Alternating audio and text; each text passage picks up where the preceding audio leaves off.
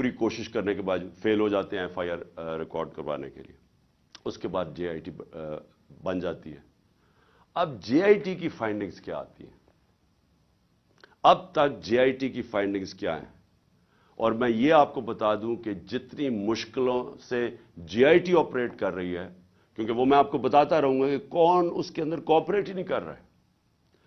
جب جے I T نے D P او کو کہا کہ آپ کا ہمیں موبائل فون کی ضرورت ہے، ہمارے نیچے پنجاب گورنمنٹ کے نیچے ڈی پی او منع کر دیتا ہے.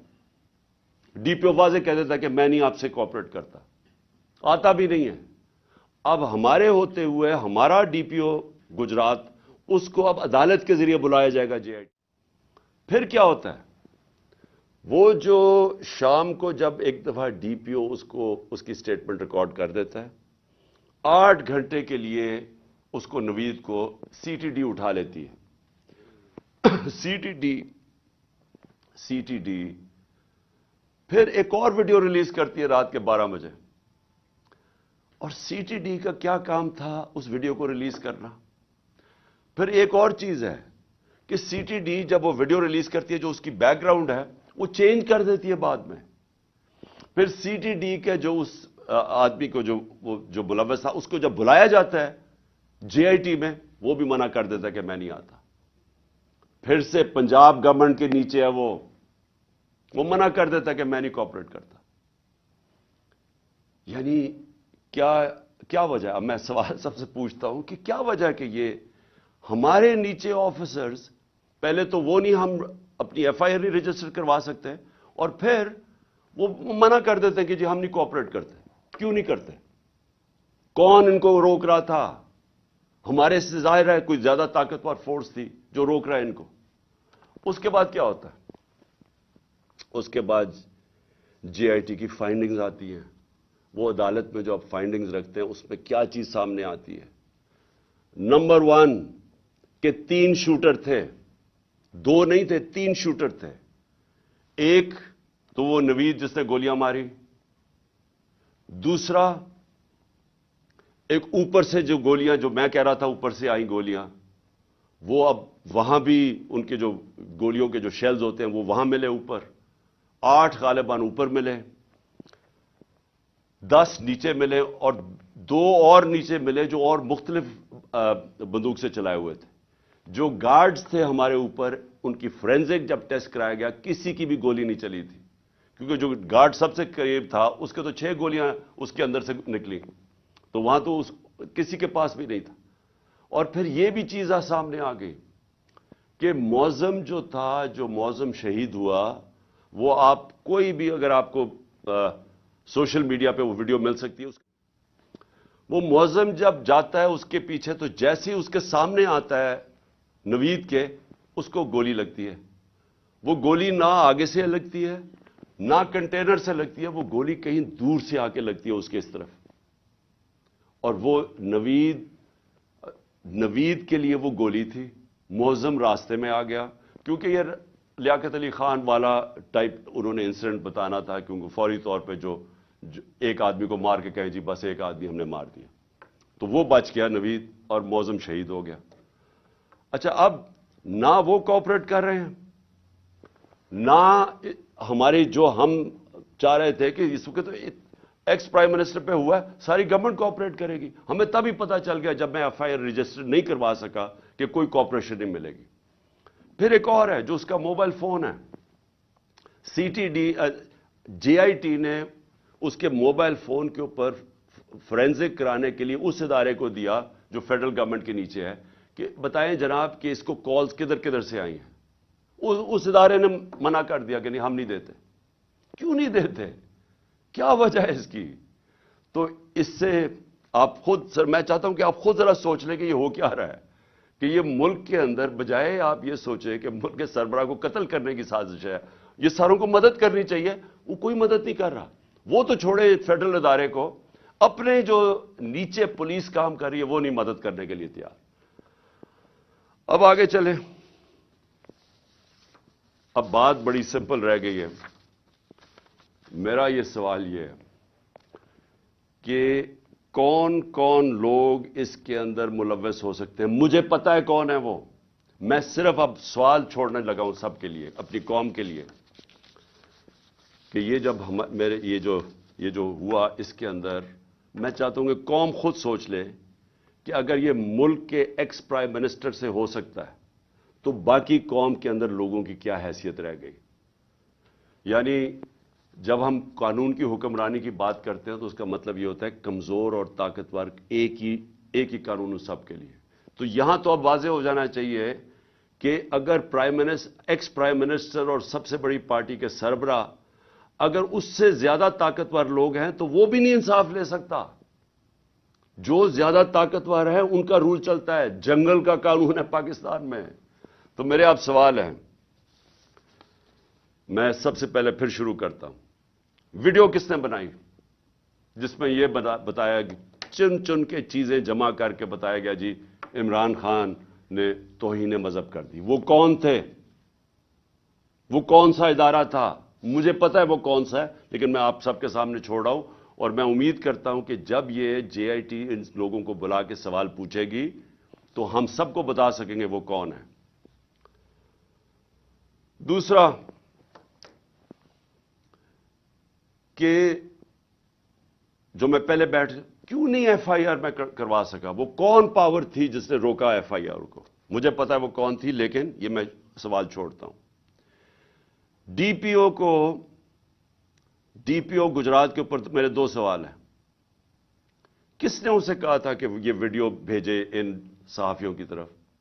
کس نے کہا تھا کہ پہلے ہمارے مخالف صحافیوں کے پاس ویڈیو کیسے پہلے پہنچ گئی؟ کس نے بھجوائی تھی؟ کس نے ان کو حکم کیا تھا؟ مجھے پتا ہے وہ کون تھا. اور پھر سی ٹی ڈی، کس نے کہا تھا سی ٹی ڈی کو یہ ویڈیو بنانے کا جو انہوں نے رات کے 12 بجے دوسری ویڈیو ریلیز کی؟ وہ کون تھا؟ وہ پنجاب گورنمنٹ تو نہیں تھی. تو وہ کون، کس نے ان کو کہا تھا کہ آپ بھیجیں؟ اور پھر وہ پیچھے بیک گراؤنڈ چینج کرنے کی کیا ضرورت تھی؟ اگر آپ کو کسی چیز کا ڈر ہی نہیں، آپ تفتیش کر رہے ہیں، تو یہ ایک دم وہ چینج کیوں کرنے، کیوں ثبوت چھپا رہے تھے؟ اور پھر جے آئی ٹی کے اندر سے چیزیں لیک ہوئیں اور ایک مخالف جو بڑا ہمارے اگینسٹ بولتا ہے، اس اینکر کو پہنچائی گئی. وہ کس نے پہنچائی تھی؟ کون تھا ہمارے جے آئی ٹی کے اندر کہ جے آئی ٹی کے اندر سے، اور یہ ایک جرم ہے کہ کوئی جے آئی ٹی کے اندر سے انفارمیشن لیک نہیں کر سکتا جب تک وہ عدالت میں نہ جائے. میں جو آپ کے سامنے چیزیں لے کے آ رہا ہوں یہ ساری عدالت میں جا چکی ہیں. اس عدالت کے اندر ایک پولی گراف ٹیسٹ کیا ہے. پولی گراف ٹیسٹ وہ ہوتا ہے جب آپ ایک انسٹرومنٹ ہوتا ہے، وہ جب لگا کے آپ کے دل کے اوپر لگایا ہوتا ہے، تو وہ جب آپ سے سوال پوچھتے ہیں تو اس میں پتہ چلتا ہے کہ آپ سچ بول رہے ہیں جھوٹ بول رہے ہیں. تو اس نوید کے اوپر جب انہوں نے وہ ٹیسٹ کیا تو پولی گراف ٹیسٹ کے اندر دو چیزیں واضح سامنے آ گئیں. ایک، جب نوید سے پوچھا گیا کہ آپ کے ساتھ کن کن لوگوں نے، صرف ایک آدمی کے علاوہ کسی نے آپ کو کانٹیکٹ کیا تھا؟ اس نے کہا نہیں کیا تھا. جھوٹ نکلا. وہ جھوٹ اس لیے واضح ہو گیا کہ اس کے پیچھے پورا ایک پلاننگ ہوئی تھی، اس کو پورے تیار کر کے بھیجا تھا. دوسرا اس سے سوال پوچھا گیا کہ کیا آپ کو ٹریننگ تھی پسٹل شوٹنگ کی؟ اس نے کہا کوئی ٹریننگ نہیں تھی. وہ پھر جھوٹ صاحب آ گیا پولی گراف کے اوپر، کیونکہ ظاہر ہے وہ ٹرینڈ آدمی، اس کی ٹریننگ کروا کے بھیجا گیا تھا. تو سارا جو انہوں نے پورا کیس بلڈ کیا تھا کہ ایک دینی انتہا پسند نے عمران خان کو قتل کیا، اور اسے شروع میں تو کہا کہ میں نے مار دیا ہے، تو وہ جو سارا کیس تھا وہ سارا کیس انہی جے آئی ٹی کی فائنڈنگ سے ختم ہو جاتا ہے. جس وقت 3 شوٹر آ گئے تو اس کا مطلب ایک پلان طریقے سے یہ اسیسینیشن اٹیمپٹ تھی. اور جب اس کے اوپر یہ بھی چیزیں واضح ہو گئی کہ اس کو ٹرین کیا ہوا تھا، تو اور پھر یہ بھی پتہ چل گیا کہ یہ کوئی دینی آدمی نہیں تھا. جس طرح وہ جو میں نے خواجہ آصف وغیرہ کے نام لیے ہیں، رانا ثناء اللہ وغیرہ کے اور مریم نواز کے، یہ کوئی دینی لوگ نہیں ہیں. इसी तरह ये भी कोई दीनी आदमी नहीं था कि जिसको बड़ा इश्तियाल में आके ये कुछ करे, तो ये भी एक प्लान्ड असैसिनेशन अटेम्प्ट था। मैं आखिर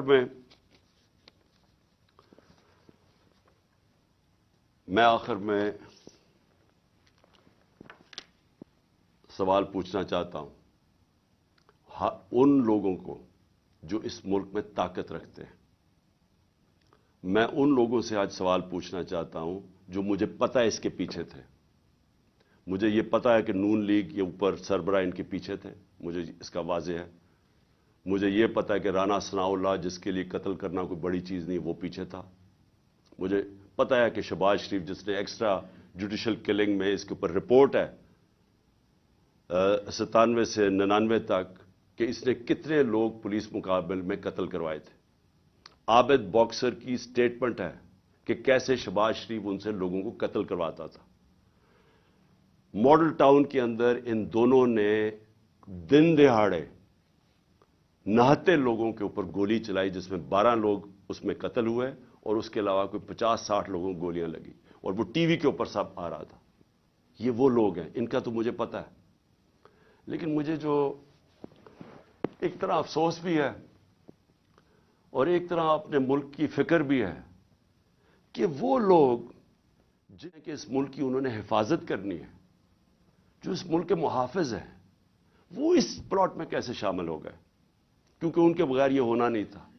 जो सारा कवर अप हुआ है वो कभी भी ये जो दो क्रिमिनल्स हैं ये नहीं कर सकते थे, शहबाज शरीफ और राना सनाउल्लाह। ये ताकतवर लोग कर सकते थे, सिर्फ वो ये कवर अप में शामिल थे। सारा जो तरीके से उसने कहा जी मैं अकेला हूं, उसे मुंह से बुलवाया गया, एविडेंस पुलिस के ऊपर प्रेशर डाला गया, एफआईआर नहीं, ये दोनों नहीं करवा सकते थे। इनके पीछे हमारे वो लोग हैं जिनको हम समझते हैं कि हमारे मुल्क की हिफाजत करेंगे। मैं ये सवाल पूछता हूं कि क्या मैं वो आदमी हूं जिसको आप कह सकते हैं कि ये कोई बैरूनी साजिश का हिस्सा है? क्या आप कह सकते हैं कि इसने अपने मुल्क का कभी पैसा मुल्क से बाहर रखा हुआ है और बाहर बड़े बड़े अकाउंट्स हैं और बैंक अकाउंट, जिस तरह ये जो चोर ऊपर मुसल्लत किए हैं, इन सब के बाहर पैसा पड़ा है, अरबों डॉलर पड़ा है, और अभी भी चोरी करके पैसा बाहर लेके जा रहे हैं। जिसने बाहर कमाई करके सब कुछ, आज उसका जीना मरना पाकिस्तान है। मेरा सवाल यह है कि उसको अगर कत्ल करवाने की साजिश में आप मुलव्वस हैं, तो क्या आपको फिक्र है अपनी कौम की? अगर मुल्क की सबसे बड़ी पार्टी के सरबराह को आप कत्ल करवा देते हैं, जो वाहिद फेडरल पार्टी है आज पाकिस्तान में, कौमों को पॉलिटिकल पार्टीज इकट्ठा रखती हैं, अगर कौमों को सिर्फ फौज के जरिए इकट्ठा रखते तो ईस्ट पाकिस्तान अलहदा ना होता। ईस्ट पाकिस्तान की जो पाकिस्तान की सबसे बड़ी पार्टी थी, उसके खिलाफ जब अपने मुल्क की इस्टेब्लिशमेंट चली जाती है और वो मुल्क टूट जाते हैं।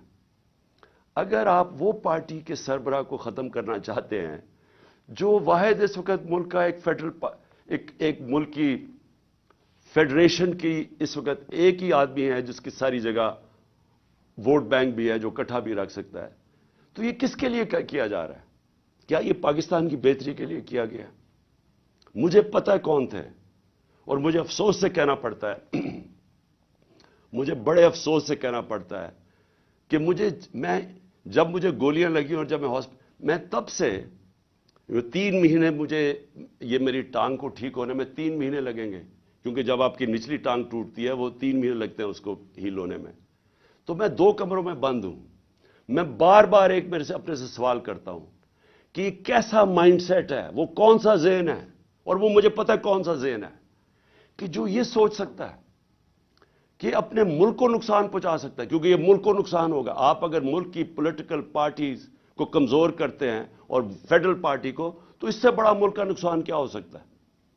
यानी ये आपके दुश्मन कर सकते हैं। ये दुश्मनों का प्लान तो हो सकता है कि मुल्क को कमजोर करो और उनकी पॉलिटिकल पार्टीज को कमजोर करो, फेडरेशन को कमजोर करो, लेकिन वो लोग जिन्होंने मुल्क की हिफाजत करनी है वो कैसे सोच सकते हैं?